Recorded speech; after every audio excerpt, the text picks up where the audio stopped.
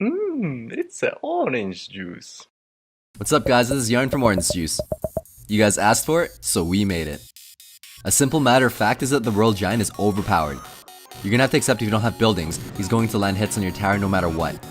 He was buffed too much, but he needed it to be respected. I'm certain he'll be nerfed in the next update.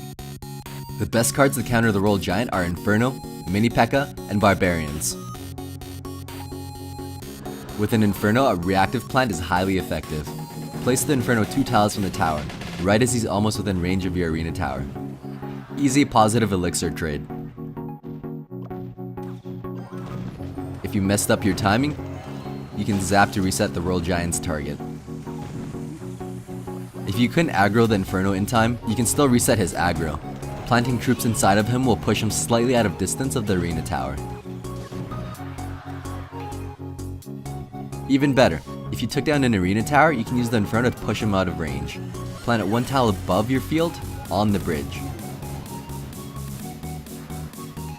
However, if you haven't taken down that arena tower, it's not possible to push him with an Inferno. On the flip side, if your opponent has lane control over you, it can seem impossible to avoid taking damage from the World Giant. Even if you react with an Inferno, then reset his targeting with Zap, he'll still have gotten a few shots in, and it was a negative elixir trade. You can push him with an Inferno, but if you overshoot and end up planting it too far, it'll just push him closer. Phone Cats once said, every card that you play, there's an exact perfect spot for it. You want to plant your Inferno precisely 2 tiles from the river. It'll actually shove him out of range of your arena tower, and cause him to aggro onto your structure. Why does this work?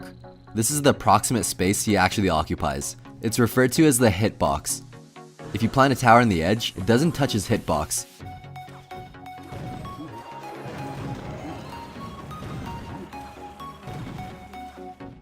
If you plant a tower on his hitbox, it'll shove him in the opposite direction.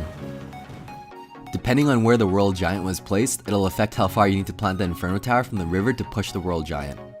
If he's planted on the tiles facing the King's Tower, you can plant the Inferno 2 tiles from the river. Beside the King's Tower, you need to plant the Inferno 3 tiles from the river. Around the edge, you'll need to plant the Inferno 4 tiles from the river.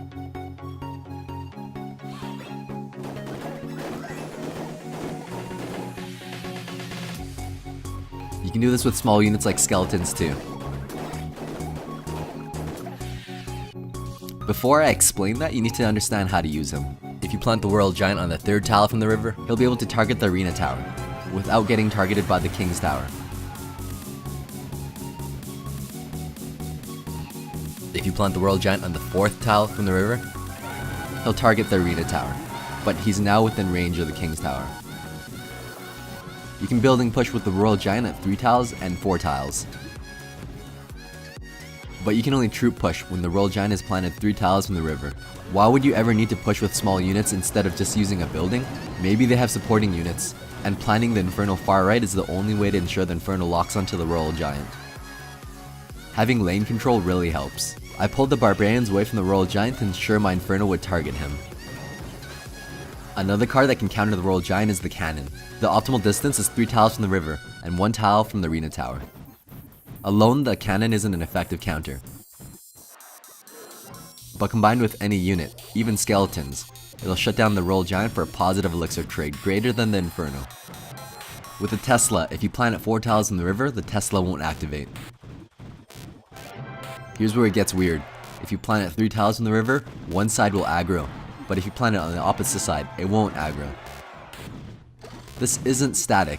Other games, the sides will switch. The Tesla is expensive and unreliable. The Cannon has a better cost, and the Inferno is simply stronger. If the World Giant is alone, Goblins or Skeletons are really strong. World Giant users quickly realize Infernos and Goblins can kill him easily, so what they need to do is swarm troops in front of the World Giant to distract the Inferno.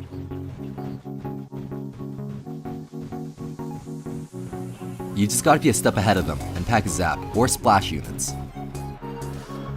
Minion Horde is really strong at countering the World Giant, but it's low reward for such a high risk move. You only stand to gain 1 elixir advantage if you succeed. It's easily countered with arrows or splash units.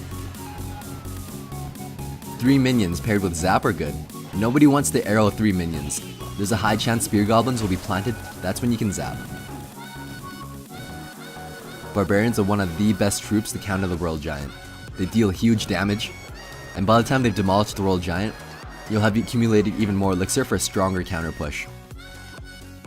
If they decide to kill your Barbarians, it'll force your opponent to spend elixir to kill them. They might get distracted with small units supporting the World Giant, so packing some splash can be handy.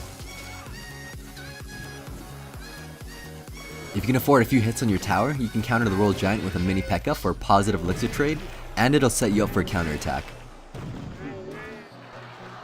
Sometimes the World Giant will be accompanied with other heavy troops. Fireball or Valkyrie will slice those troops away. A recent emerging strategy is the Witch Giant combo. They synergize very well. Her skeletons are key. They protect the World Giant while the Witch splashes.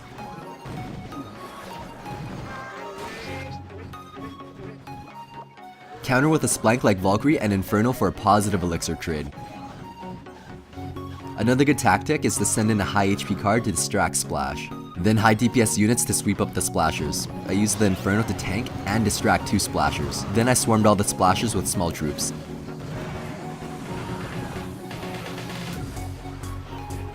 Occasionally you'll see a World Giant 3 Musketeer combo. Best way to deal with this is with a rocket. If you aren't packing a rocket, Freeze with Valkyrie or Barbarians work really nicely.